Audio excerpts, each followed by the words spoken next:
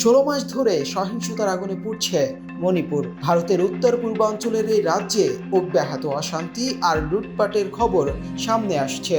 একের পর এক মৃত্যুর ঘটনা ঘটছে। সহিংসতার সূচনা হয়েছিল গত বছরের 3 মে, কিন্তু 16 মাস পেরিয়ে গেলেও সেখানে শান্তি ফিরে আসেনি। গত সপ্তাহে নতুন করে সহিংসতা শুরু হয়েছে এবং ইতোমধ্যে বেশ কয়েকজন প্রাণ হারিয়েছেন। মণিপুরের পরিস্থিতি দেখে বোঝা যায়, মেইতেই ও কুকি দুই সম্প্রদায়ের কাছে এখনও বিপুল পরিমাণ ভারতীয় কেন্দ্রীয় সরকার ও রাজ্য সরকার বেশ কয়েকবার হস্তক্ষেপ করেছে। তবুও সহিংসতার আগুন থামছে না। সম্প্রতি মণিপুরে আধুনিক অস্ত্র ব্যবহার বাড়ছে। ড্রোন বোমা, আরপিজি ও অন্যান্য অস্ত্রের ব্যবহার পরিস্থিতিকে আরও জটিল করে তুলেছে।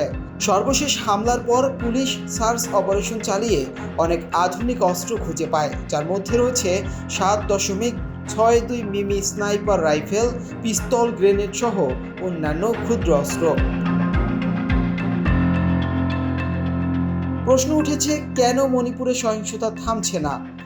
এর মূল কারণ হলো লড়াইটি মেইতেই ও কুকি এই দুই জনগোষ্ঠীর মধ্যে। মেইতেইরা প্রধানত উপত্যকায় বাস করে আর কুকিরা পাহাড়ে। সহিংসতা শুরু হওয়ার পর থেকে তারা একে অপরের থেকে বিচ্ছিন্ন হয়ে পড়েছে। এতে করে জনজীবন বিপর্যস্ত আর তৈরি হচ্ছে অসন্তোষ। দুই সম্প্রদায় নিজেদের এলাকায় নিরাপদ আশ্রয় তৈরি করেছে, যেখানে বিপুল পরিমাণ অস্ত্র মজুদ রয়েছে। অভিযোগ রয়েছে, লুটপাট করে এইসব অস্ত্র তারা হাতে পেয়েছে। আবার মণিপুরে অবৈধ অস্ত্র আসার খবরও পাওয়া গেছে।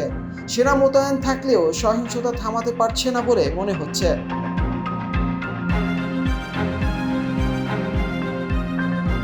রাজ্য পুলিশের অভ্যন্তরেও বিভক্তির কথা শোনা যাচ্ছে। মুখ্যমন্ত্রী এন বীরেন সিং, যিনি মেইতেই সম্প্রদায়ের সদস্য, তার বিরুদ্ধে পক্ষপাতিত্বের অভিযোগ তুলেছে বিরোধীরা। এদিকে গত 16 মাস ধরে চলমান সহিংসতায় প্রাণ হারিয়েছেন 200 জনেরও বেশি মানুষ। সহিংসতা ও সংঘাতের কারণে বহু মানুষ ত্রাণ শিবিরে আশ্রয় নিতে বাধ্য হয়েছেন। মণিপুরের এই সহিংসতা থামানোর জন্য কবে কার্যকর পদক্ষেপ নেওয়া হবে, সেটাই এখন বড় প্রশ্ন। মণিপুরের মাটি কবে শান্ত হবে? সহিংসতা কি আদৌ থামবে? উত্তর সময়ই বলে দেবে।